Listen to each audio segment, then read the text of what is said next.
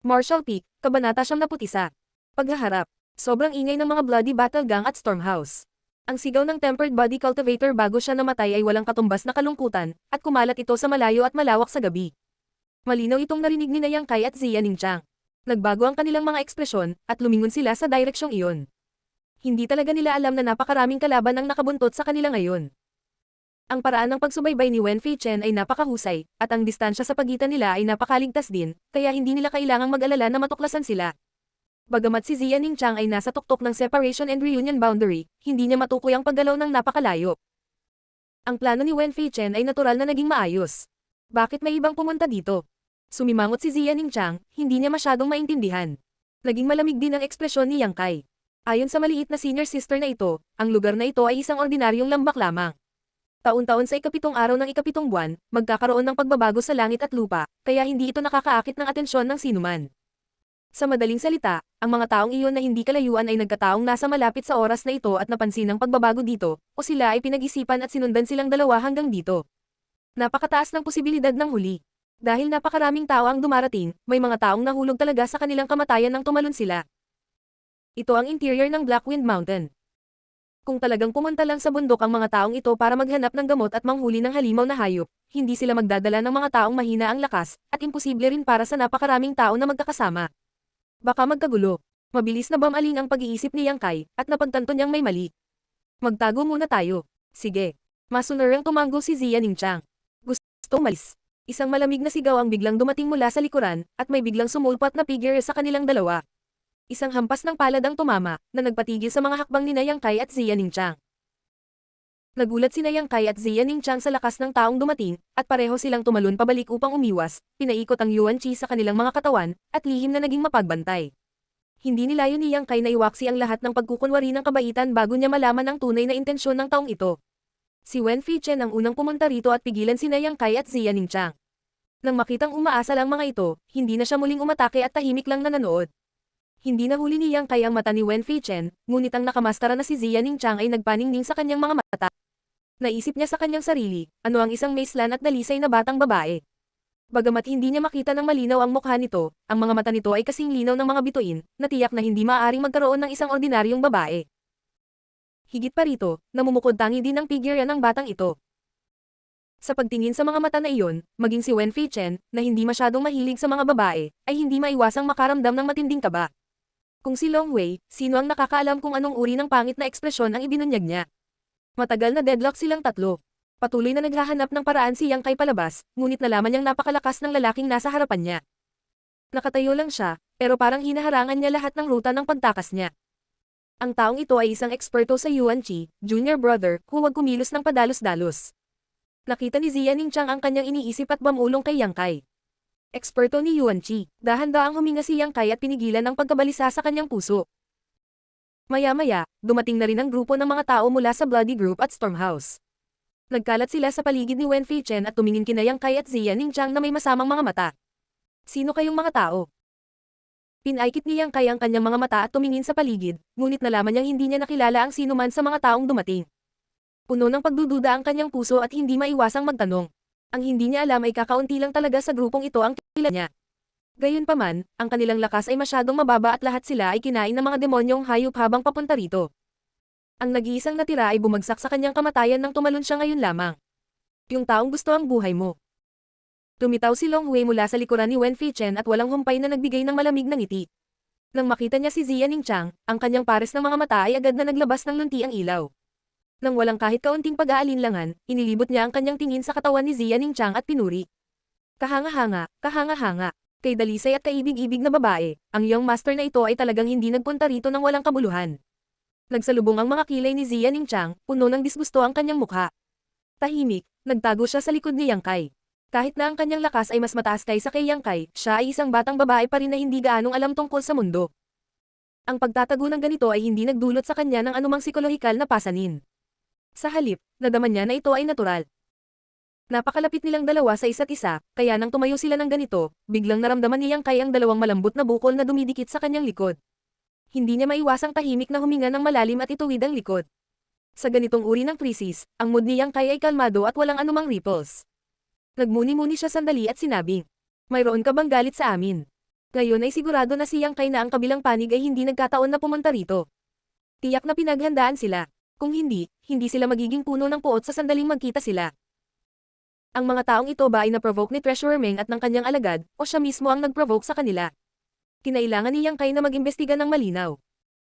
Kung tutuusin, kahit mamatay siya, dapat mamatay man lang siya na alam ang totoo, di ba? Siyempre may awa yan. Naramdaman ni Long Wei na nasa kanyang mga kamay ang tagumpay, kaya ayaw niyang itago ang kanyang pagkakakilanlan. Bata, hayaan mong sabihin ko sa iyo. Ako si Long Wei, ang apo ni Long Zaitian ng Blood Group. Naglakas loob kang magkaroon ng ideya tungkol kay Humayer, ngunit naisip mo ba na haantong ka sa ganito? Natigilan si Yang Kai. Hindi niya akalain na magiging ganoong tao ang dumating para makipag-away sa kanya. Ang dahilan para sa puot na ito ay masyadong walang batayan. 3 beses pa lang silang nagkita ni Humayer, kaya wala silang gaanong pagkakaibigan. Sa hindi inaasahang pagkakataon, nakita siya ng taong ito bilang isang karibal sa pag-ibig. Bukod sa pagdadalamati tungkol sa pagiging pabago-bago ng isang kontrabida, ano pa ang masasabi ni Yang Kai? Gayunpaman, nang banggitin niya si Long Zaitian, naalala ni Yang Kai ang matandang nakilala niya sa lugar ng pagmimina ng Blood Group. Noong panahong iyon, pinahiya siya ni Long Zaitian. Hindi ito nakalimutan ni Yang Kai. Pagkatapos magsalita ni Long Wei, malungkot ding sinabi ni Nulang. Sino tao ang aking nakababatang kapatid? Siya at si Cheng Xiaofang ay nawala ng magkasama. Little brat, tanungin kita, may kinalaman ka ba sa pagkawala nila? Sa hindi inaasahang pagkakataon, 2 grupo ng mga tao ang dumating upang humanap ng gulo sa kanya. Naunawaan kaagad ni Yang Kai ang buong kwento. Tihim siyang napabuntong hininga na ang dami niyang mukha. Sa unang pagkakataon na umalis siya sa sekta, sa hindi inaasahang pagkakataon ay pinuntirya siya ng 2 grupo ng tao. Bukod dito, nagpadala pa sila ng napakalaking puwersa. Sa pagkakataong ito, idinawit niya si Zia Ningchang. Huminga ng malalim, ang mukha ni Yang Kai ay hindi nagpakita ng anumang takot. Maging ang kanyang ekspresyon ay napakakalma. Inabot niya ang kanyang kamay at marahang kinurot ang mga daliri ni Zia Ningchang. He said in a low voice. Hindi mo kailangang mag-alala sa akin. Humanap ka ng pagkakataong umalis mag-isa. Dahil siya mismo ang nagdulot ng problemang ito, hindi niya maaaring hayaang magdusa si Zia Ningchang kasama niya. Kung umalis siya mag-isa, baka magkaroon siya ng pagkakataon. Ang pagdadala sa kanya ay magiging pabigat lamang. Bagamat mahina ang boses ni Yang Kai, narinig pa rin ito ng mga taong nasa tapat niya. Tumawa ng malakas si Long Wei. Gusto mo bang umalis? Paano naging ganoon kadali? Sinamahan ka ng iyong master na ito sa kabundukan sa loob ng maraming araw. Paanong walang gantimpala? Yang Kai, ngayon ay mamamatay ka ng walang pag-aalinlangan. Bilang para sa maliit na babaeng iyon sa likod mo, magiging laruan lang siya nitong young master. Huwag kang mag-alala, hindi ko siya papatayin ngayon. Hindi ko siya hahayaang mamatay hanggat hindi ako napapagod makipaglaro sa kanya. Malamig ang mukha ni Yang Kai. Galit na sigaw niya, pumunta ka. Sabay talikod at hinawakan ang braso ni Zia Ningchang. Sa ilalim ng kanyang gulat na tingin, ginamit niya ang lahat ng kanyang lakas para itapon siya. Mapaghangad na kaisipan. Malamig na ngumiti si Wen Feichen. Ang kanyang figure ay kumislap at biglang lumitaw sa likod ni Zia Ningchang. Hinampes niya ito ng palad sa likod. Martial Peak, Kabanata 72. Ikapito ng Hulyo, nagtipon ng Yinchi. Ang pag-atake ni Wen Feichen ay hindi sinadya upang pumatay, ngunit sa halip ay hadlangan ang landas ng pag-urong ni Zia Ningchang. Hindi rin mabagal ang reaksyon ni Zia Ningchang. Bagamat nahuli siya sa pag-atake ni Yang Kai, tumalikod na siya bago pa siya maabot ng atake ni Wen Feichen. Sinalubong niya ang pag-atake ni Wen Feichen ng direkta at ginamit ang momentum ng huli upang bahagyang lumutang pabalik sa gilid ni Yang Kai. Sigh. Hindi napigilan ni Yang Kai na mapabuntong hininga nang makita ang eksena ito. Sa pamamagitan ng isang Yuan Chi Realm expert na nagbabantay sa lugar na ito at sa mahusay na sinanay ng mga tropa ng kalaban, malamang na ito ay isang pinag-isipang plano. Sa pagkakataong ito, mahihirapan silang makatakas. Hall Master Wen, kunin mo ang babaeng ito para sa akin. Kung siya ay maglakas loob na lumaban. Tumiti si Long Wei ng masama. Mabuti pang baliin ang kanyang mga braso at binti, basta't hindi mo masisira ang kanyang mukha. Gusto kong makita kung anong uri ng walang katulad na kagandahan ay nakatago sa ilalim ng tabing na ito. Humalaklak si Wen Feichen. Iyang Master Long, mangyaring makatitiyak. Hindi kita pababayaan. Sa simula, medyo nag-aalala siya na si Long Wei ang sisihin niya sa pagkakasugat niya kay Zia Ningchang sa labanan, ngunit dahil sinabi niyang ayos lang na baliin ang mga braso at binti nito, ano pa ang dapat ipag-alala ni Wen Feichen? Ang young master na ito ng Long family ay nasa sabik. Kahit papaano ay nagkaroon siya ng kaunting kamalayan sa sarili at alam niyang hindi siya katugma sa babaeng ito. Kung kaya niyang baliin ang mga braso at binti nito, magagawa niya ang lahat ng gusto niya. Ang pag-uusap ng dalawa ay narinig ni Yang Kai at Zia Ningchang, at ang kanilang mga mata ay kumikinang sa galit. Tumawa ng malakas si Wen Feichen, bata, narinig mo rin ang mga salita ni Young Master Long. Kung alam mo kung ano ang mabuti para sa iyo, pagkatapos ay masunurin mong hayaan ang iyong sarili na mahuli. Ipinapangako kong hindi kita sasaktan. Kung pipilitin mong lumaban, kung gayon huwag mo akong sisihin sa pagiging walang awa. Gumura si Ziya Ningchang. Huwag mo nang isipin iyon. Mabuti, mabuti, mabuti. Malamig na ngumiti si Wen Feichen. Ikaw ang humiling nito. Sa sandaling matapos siyang magsalita, ang kanyang katawan ay pumailan lang sa hangin na parang lunok, at ang kanyang dalawang palad ay nag-alis. Ang lakas ng isang eksperto sa Yuan Chi Realm ay pumutok ng mabangis, at tanging tunog lamang ng dagandong ng tigre ang maririnig. Ang hangin ng palad na itinulak palabas ay biglang nagbagong anyo sa mga ulo ng tigre, na nagpapakita ng kanilang mga pangil habang sila ay sumusugod patungo kay Ziya Ningchang. Naramdaman ang kapangyarihang nakapaloob sa mga palad na ito, naging seryoso din ang ekspresyon ni Ziya Ningchang. Sumasayaw ang kanyang dalawang payat na kamay at mabilis na itinuro ang ilang daliri ng hangin upang salubungin ang mga palad. Pagkatapos, gumawa siya ng kakaibang hansil at itinutok ang sapiro sa kanyang noo. Ang kanyang Yuan Chi ay marahas na lumundag. Bagamat hindi maliit ang lakas ng hanging daliri na iyon, hindi nila mapigilan ang pag-atake ni Wen Feichen. Bahagya lang nilang pinabagal ang takbo ng mga ulo ng tigre na iyon bago sila tuluyang nilamon. Sa susunod na sandali, ang pag-atake ay dumating sa harap ni Ziya Ningchang. Ang hindi inaasahang pangyayaring ito ay nangyari ng napakabilis na sa oras na nag-react si Yang Kai, huli na ang lahat. Ang mga ulo ng tigre na iyon ay sunod-sunod na kumagat kay Ziya Ningchang. Akmang sasaktan na siya ng mga ito ng malubha, biglang nagiba-iba ang sapiro sa kanyang noo na may misteryosong alon. Kasabay ng ripple na ito, biglang lumitaw ang isang semicircular light curtain, tulad ng isang malaking baligtad na mangkok, ganap na natatakpan siya at si Yang Kai. Sa wakas ay dumating na ang pag-atake ni Wen Feichen, ngunit sa sandaling dumampi ang maringal na mga ulo ng tigre sa magaan na kortina, sila ay bamulong at nawala ng walang bakas.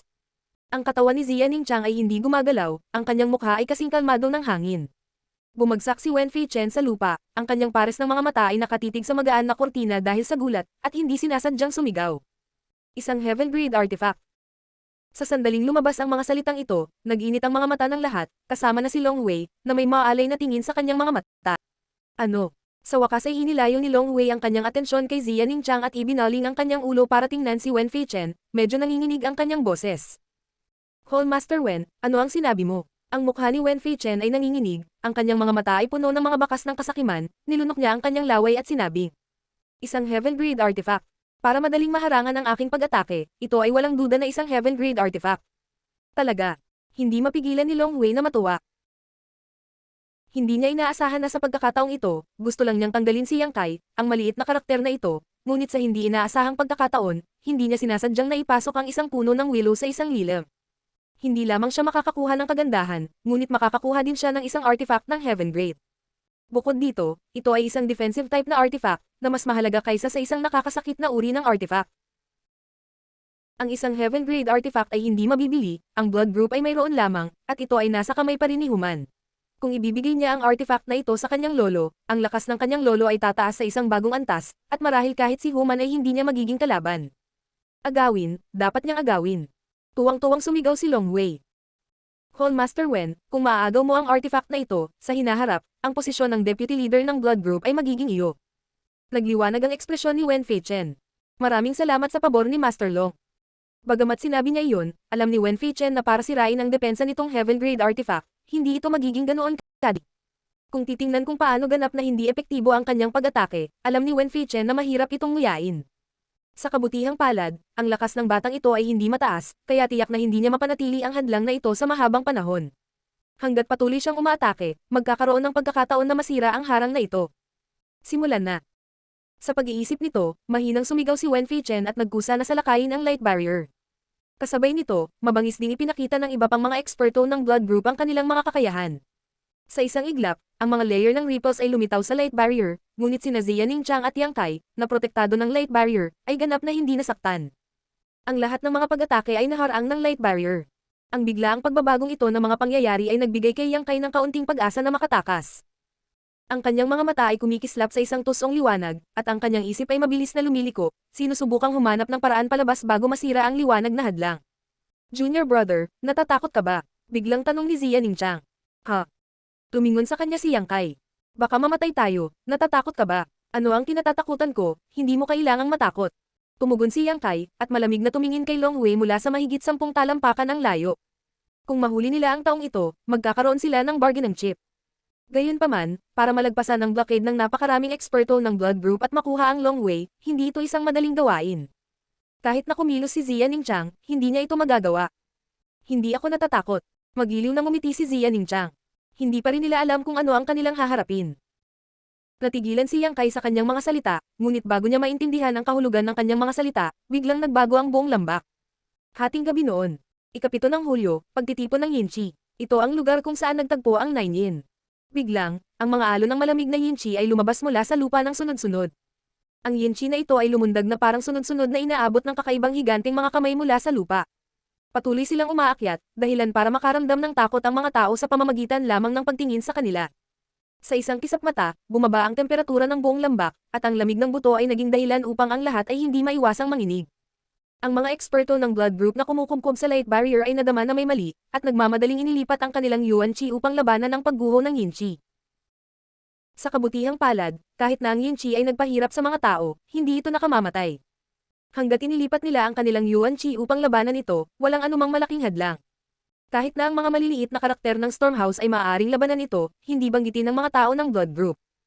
Gayunpaman, kung nanatili sila rito ng mahabang panahon, marahil ay maubos ang kanilang Yuan Qi, at sa oras na iyon, sila ay magyelo hanggang mamatay. Pagkaraan ng ilang sandali, ang buong lambak ay natakpen ng Yin Qi. Biglang gumalaw si Ziya Ningchang, ang kanyang figure ay kaaya-aya, na parabang siya ay sumasayaw, na sinamahan ng isang kakaibang tanda ng kamay, ang Yuan Qi sa kanyang katawan ay nahahati sa hindi mabilang at nakakalat sa lahat ng direksyon. Martial Peak, Kabanata 73. Selyo. Kasabay ng mga aksyon ni Ziya Ningchang, nag-react ang siksik na Yin Qi sa buong lambak ng bundok. Pagtingin sa ibaba mula sa itaas, ito ay tila isang palayok ng kumukulong tubig. Tila may sariling buhay ang Yin Qi habang patuloy itong gumugulong at namimilipit sa lambak ng bundok. Ang eksena ay lubhang nakakatakot. Hindi maganda. Sumigaw si Wen Feichen. Bagamat hindi niya alam kung ano ang ginagawa ni Ziya Ningchang, bilang isang eksperto sa Yuan Qi 5th stage, mayroon pa rin siyang insight. Ang babaeng ito ay malamang na nagayos ng ilang uri ng spirit array sa lambak ng bundok na ito at ngayon ay ina-activate ito. Kung talagang hihilingin niya sa kanya na i-activate ang hindi kilalang pormasayon na ito, natatakot siya na may pagbabago sa sitwasyon sa pagkakataong ito. Halika. Mabilis na basagin ang magaan na kurtinang ito para sa akin. Ungol ni Wen Feichen. Gusto niyang makuha si Ziya Ningchang bago ma-activate ang spirit array. Kung hindi, matatapos na ang lahat. Pumunta ka rin dito, o papatayin kita ngayon din. Si Wen Feichen at ang iba pang mga tao sa Stormhouse ay sumigaw. Sinulang at ang iba ay hindi nang ahas na mag-alinlangan. Sa orihinal, sa ganitong uri ng matinding labanan, sila ay ganap na walang silbi. Alam din nila ang sarili nilang lakas, kaya tumabi na lang sila at nanood ng palabas. Gayunpaman, sa utos ni Wen Feichen, hindi nila maiwasang makilahok. Ang mga pag-atake ng mga taong ito ay napakahina, ngunit maaari nilang ubusin ang depensa ng light curtain. Ginamit na ng grupo ng 12 tao ang lahat ng kanilang lakas para salakayin ang semicircular light screen nang walang pagsasaalang-alang sa kanilang buhay. Sunod-sunod na lumitaw ang mga ripples sa light curtain. Parang malapit na itong bumagsak, ngunit matibay pa rin tulad ng dati. Sa loob ng light curtain, nag-aalab si Yang Kai sa pagkabalisa. Gusto niyang tumulong, ngunit napakababa ng kanyang lakas, kaya't wala siyang magawa. Mapoprotektahan lang niya si Ziya Ningchang. Kung sakaling masira ang ilaw na kortina, magagawa niya ang kanyang bahagi. Pabilis ng pabilis ang mga galaw ni Ziya Ningchang. Ang kanyang dalawang kamay ay naging after images. Palakas ng palakas ang malamig na hangin sa lambak ng bundok. Parang mga sigaw ng mga multo at mga alulong ng mga lobo na nagpasindak sa mga tao. Ang marangal na ekspresyon ni Wen Feichen ay naglalaman ng bakas ng kasakiman. Nalaman niyang minamaliit pa rin niya ang grado ng defensive artifact na ito. Ito ay hindi bababa sa isang heaven grade high rank defensive artifact, kung hindi, magiging imposible para sa ito na magtagal ng hindi nasa Heaven grade high rank, sapat na iyon para makayanan ang buong suntok ng isang Immortal Ascension Boundary Master. Ang pagkakaroon ng bagay na ito ay katumbas ng pagkakaroon ng dagdag na buhay. Matapos ang isang buong incense stick na nagkakahalaga ng oras, isang maliit na crack ang biglang lumitaw sa light screen. Kasunod ng paglitaw ng detect, namutla ang mukha ni Ziya Ningchang. Para ma-activate ang nagtatanggol na lihim na kayamanan na ito, nakakonsumo siya ng maraming Yuan Qi, at ngayon kailangan niyang mag-multitask para ma-activate ang dating arrangement. Ang Yuan Qi sa kanyang katawan ay parang baha na bumagsak sa dam, mabangis na umaagos palabas. Nang makakita ng kislap ng pag-asa, hinimok ni Wen Feichen ang lahat na umatake habang ginagamit din niya ang kanyang ultimate move. Ang Yuan Qi sa kanyang katawan ay nagsimulang tumalon, at itinulak niya ang kanyang palad pasulong sa tila kalmado at mabagal na paraan. Habang tumatama ang palad niya sa light screen, ang buong light screen ay nanginginig ng husto. Nang inagang maselang katawan ni Ziya Ningchang, at ang kanyang mukha ay lalong namutla. Gotcha! Sa wakas ay nag-crack ang light screen na parang sapot ng gagamba. Ha. Tumawa ng malakas si Wen Feichen. Kumpiyansa siya na hanggat muli niyang tinamaan ang kanyang palad, ang ilaw na screen na ito ay ganap na masisira. Ngunit bago pa niya maiwaksi ang kanyang susunod na palad, ang kumukulong Yinchi sa lambak ng bundok ay biglang huminahon, at ang makamulto na iyak at alulong ay nawala rin ng walang bakas sa isang iglap.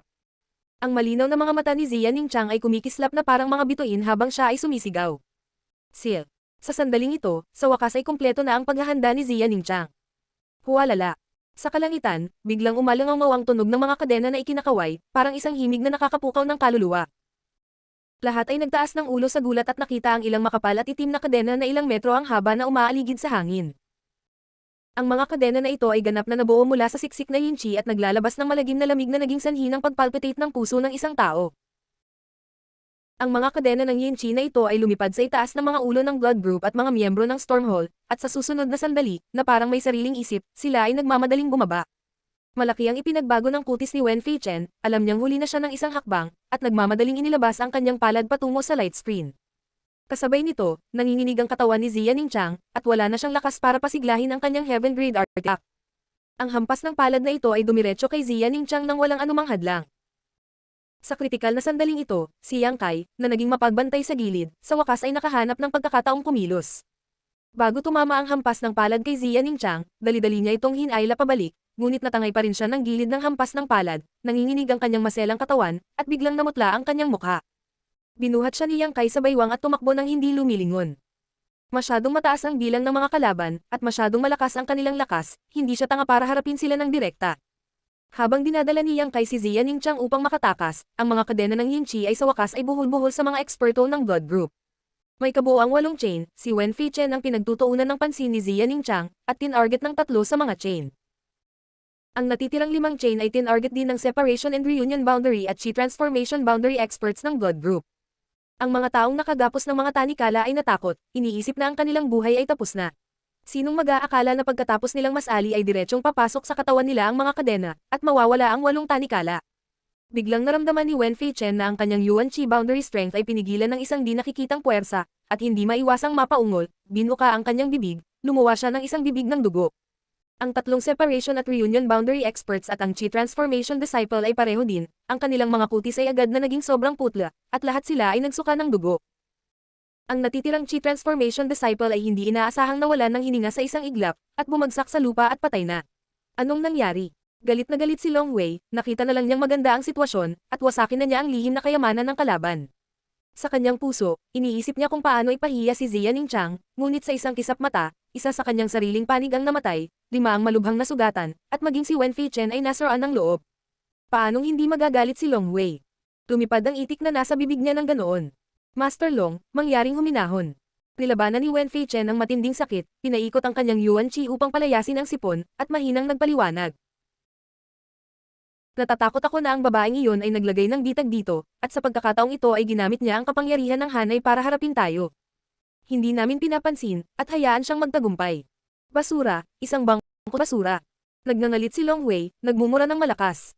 Napakaraming tao na haharapin ng isang tao, ngunit lahat tayo ay natalo. Bakas ng galit ang mukha ni Wen Feichen, ngunit pinigilan niya ito at sinabi.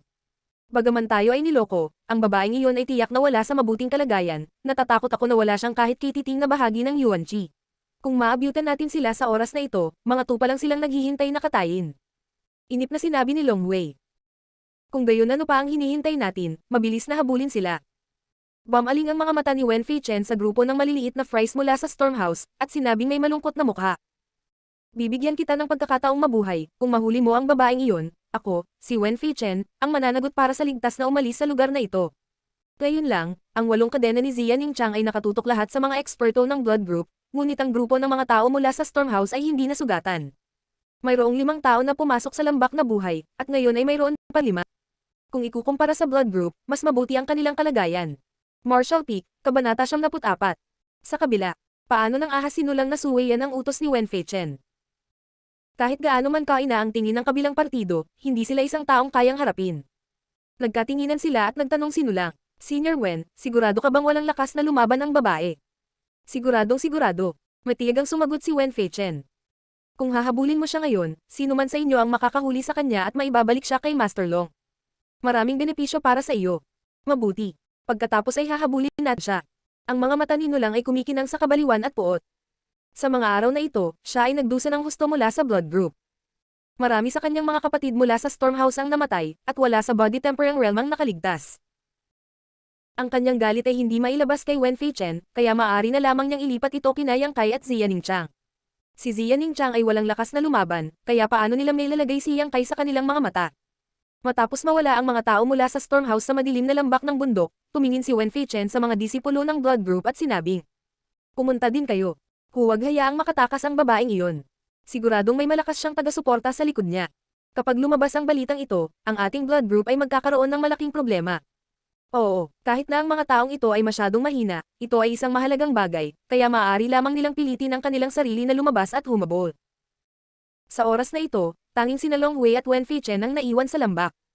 Medyo malumanay ang tono ni Long Wei habang nagtanong, "Hall Master Wen, ano ang nangyayari?" Mapait na ngumiti si Wen Feichen. "Hindi ko alam kung anong paraan ang ginamit ng babaeng iyon, ngunit ang lakas ko ay napigilan hanggang Chi Transformation Level 3. Ang tatlong kadena na pumasok sa katawan ko ang naglock ng Yuan Chi at dantian ko. May ganoong paraan." Gulat na gulat ang mukha ni Long Wei. Tumanggo si Wen Feichen. "Kung ako ay ganito, kung gayon ang ibang mga disipulo ay mas masahol pa. Magagamit lamang nila ang wala pang 30% ng kanilang lakas. Kung gayon ano ang dapat nating gawin?" Bakas sa mukha ni Long Wei ang pagkabalisa. "Huwag kang mag-alala." Umiling si Wen Feichen. "Hindi ako nagsinungaling sa maliliit na fries na iyon mula sa Stormhouse.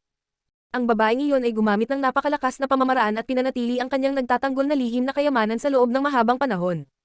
Naubos na ang Yuan Chi niya. At saka, nataman siya ng palad ko. Walang ibang pagpipilian kundi ang sumuko. Hanggat mahanap natin sila, ang pag-aari mo, yung Master Long, ay magiging iyo pa rin siya." Nang marinig ito, sa wakas ay nakahinga ng maluwag si Long Wei. Inikat niya ang kanyang mga mata, sinabi niya. Ngayon lang, masyadong nagalit si Long Wei at medyo masungit ang kanyang tono. Sana ay hindi ito isa puso ni Hall Master Wen. Pagkatapos ng usapin na ito, talagang sasabihin ko kay Lolo ang tungkol kay Hall. Ang sipag ni Master Wen. Iyang Master Long, masyado kang seryoso. Pamilya tayo. Napangiti si Wen Feichen na may kasiyahan. Ngunit ngayon, gusto kong hilingin kay Iyang Master Long na protektahan ako. Titingnan ko kung matatanggal ko ang mga tanikala ng Yin Chi sa aking katawan. Sige. Habang nag-uusap sila, hindi nila binanggit si Yang Kai. Sa kanilang mga mata, si Xia Ningqiang ang magulo. Si Yang Kai ay wala. Ngayong nawala na kay Xia Ningqiang ang lahat ng kanyang Yuan Chi, para siyang hedgehog na natanggalan ng lahat ng tinakdo. Kahit sino ay madaling ibagsak siya. Sa sandaling ito, dinala na ni Yang Kai si Xia Ningqiang sa gilid ng lambak. Nagkaroon ng crack na isang tao lang ang maaaring pumasok sa isang pagkakataon. Inilagay si Xia Ningqiang sa loob, habang hinarang ni Yang Kai ang pasukan. Sa harap ng siwang, may bush na nakaharang sa pasukan. Napapikit silang dalawa, halos magsanib sa isa. "Huwag ka magsalita. May paparating." Hinawakan ni Yang Kai si Xia Ningqiang gamit ang isang kamay at bamulong. Namutla ang mukha ni Xia Ningqiang. Bahagya siyang tumanggo at napabuntong hininga. Pagkaraan ng ilang sandali, sinulang at ang kanyang mga tao ay kumislap sa harap nila. Unti-unting nawala ang tunog ng kanilang mga yabag. Ang dalawang gilid ay isang dosenang talampakan lamang ang pagitan. Gayunpaman, madilim ang gabi at malakas ang hangin. Ang Yin Chi sa lambak ay makapal, na nagbigay daan kina Yang Kai at Xia Ningqiang na makapagtago ng perpekto. Matapos makalayo sinulang at ang kanyang mga tao, hindi na ito napigilan ni Xia Ningqiang. Iniluwa niya ang isang subo ng dugo, nanagman siya sa scarf na nakatakip sa kanyang mukha na pula. Nasaktan siya ng palad ni Wen Feichen pagkatapos ng lahat. "Ayos ka lang ba?" Kinakabahang tanong ni Yang Kai. "Tulungan mo akong kumuha ng pellet." Mahina ang boses ni Xia Ningqiang. Nanlambot ang kanyang katawan at bumagsak sa lupa. Wala man lang siyang lakas na gumalaw kahit isang daliri. "Saan iyon?" "Sa aking mga bisig." Mabilis na inilagay ni Yang Kai ang kanyang kamay sa kanyang mga braso. Gayunpaman, mabilis niyang binawi ang kanyang kamay at tumingin sa kanyang maliit na senior sister sa kanyang harapan. Nakatingin din sa kanya si Xia Ningqiang. Namula ang kanyang maputlang mukha. Bahagyang nanginginig ang katawan niya. Nang dahan-daang hinawakan ni Yang Kai ang kanyang dibdib, nakaramdam siya ng parang kidlat na pamamanhid mula sa kanyang dibdib hanggang sa ilalim ng kanyang puso. Muntik na siyang mawalan ng malay sa lugar. "Pagtiyagaan mo na lang yan." Alam ni Yang Kai na ito ay isang kritikal na sandali. Hindi na siya nagdalawang isip. Bulong niya kay Xia Ningqiang. Pagkatapos, muli niyang ipinasok ang kanyang kamay sa damit ni Xia Ningqiang. Summer noon. Si Xia Ningqiang ay hindi masyadong nagsuot. Maliban sa outer skirt, underwear lang ang suot niya. Nang ilagay ni Yang Kai ang kanyang kamay sa kanyang damit, naramdaman niyang pumasok siya sa isang paraiso na nakakalimutang bumalik ng mga tao.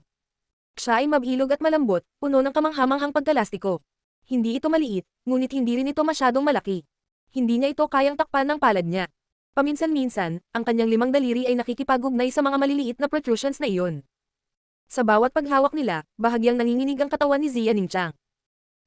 Nararamdaman ang nag-aapoy na temperatura ng katawan ng isa't isa, sa ilang paghinga lang, Yang Kai man o Ziyaning Chang, pareho silang kapos sa paghinga at mabilis na dumadaloy ang kanilang dugo sa kanilang mga katawan. Magaling si Yang Kai. Kahit medyo nahihiya siya, lalaki pa rin siya. Pinakapal niya ang balat niya at nagkunwaring walang nangyari. Sa kabilang banda, ang malinaw na mga mata ni Ziyaning Chang ay tila naglalaman ng isang pool ng spring water.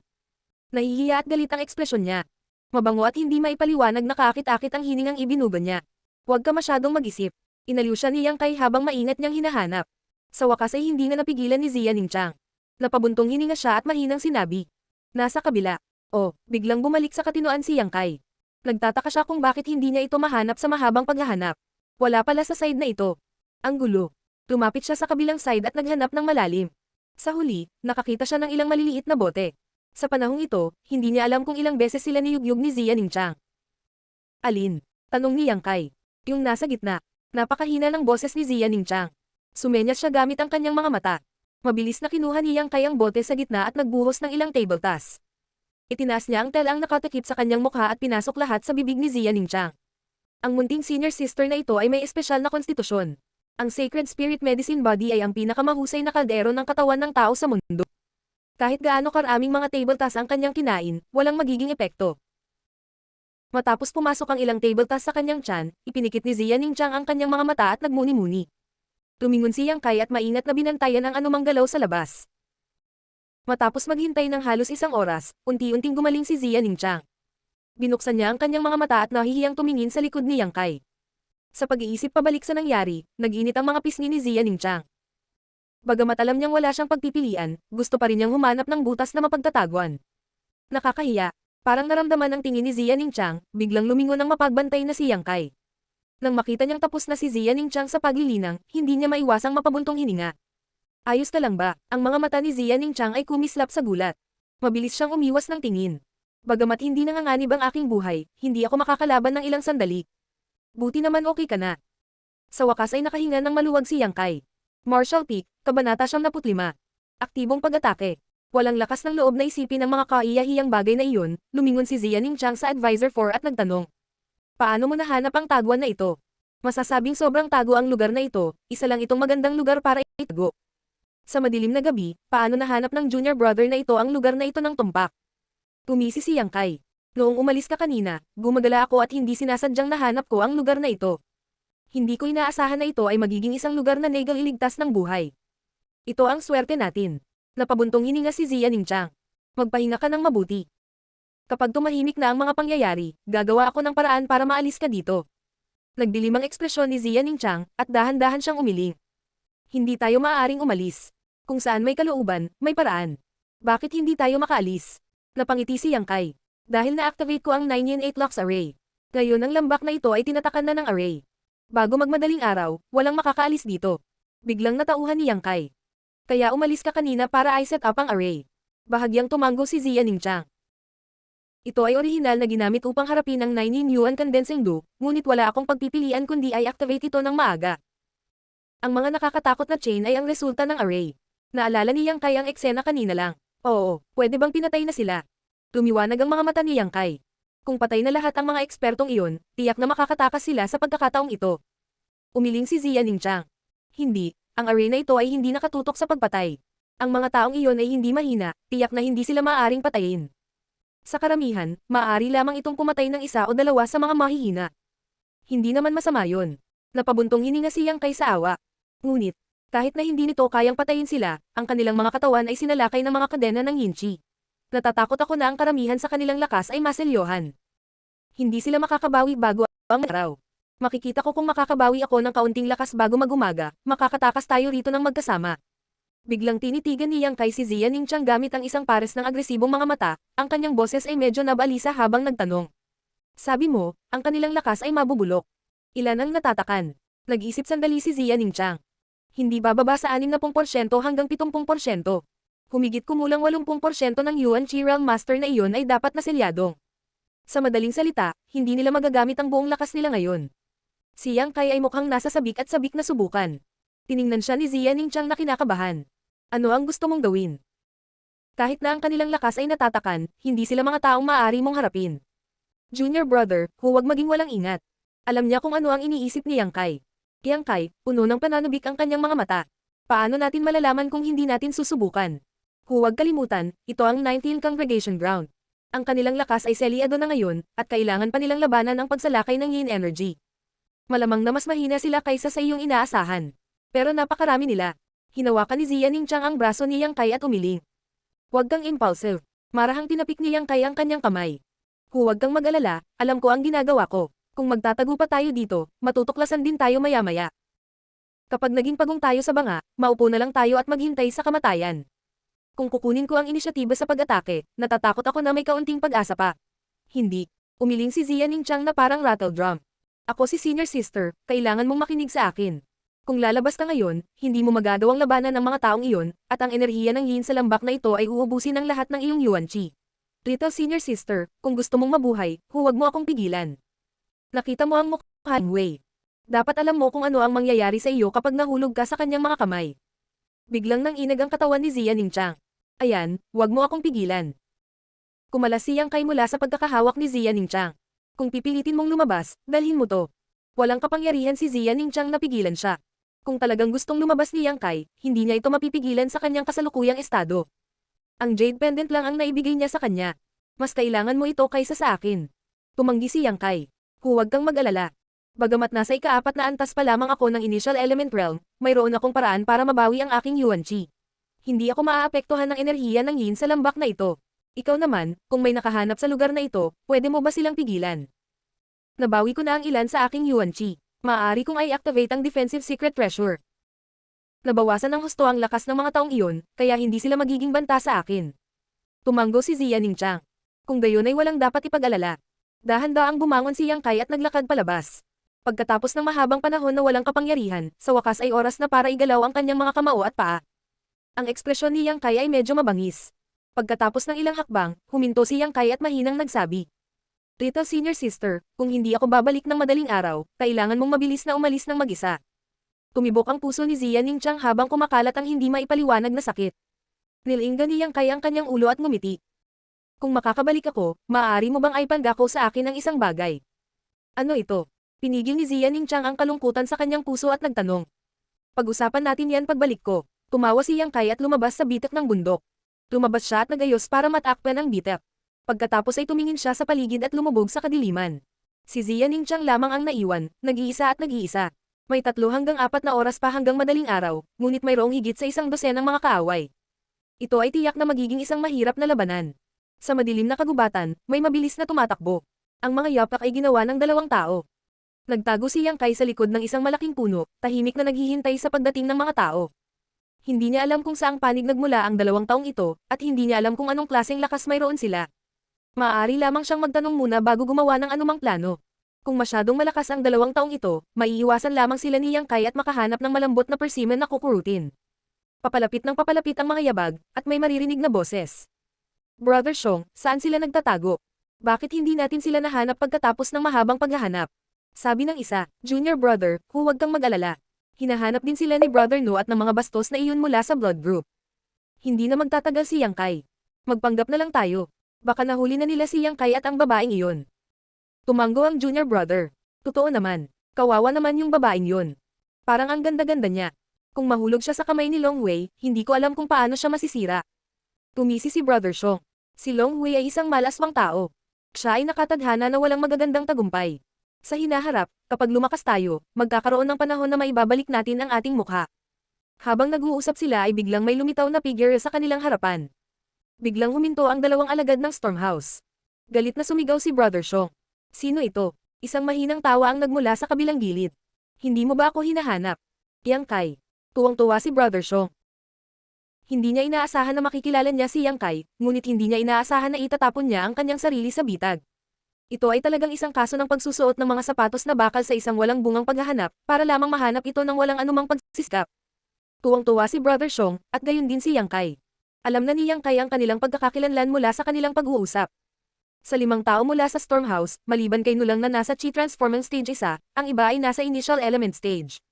Si Yang Kai ay hindi natatakot sa isang magsasaka sa yugtong ito.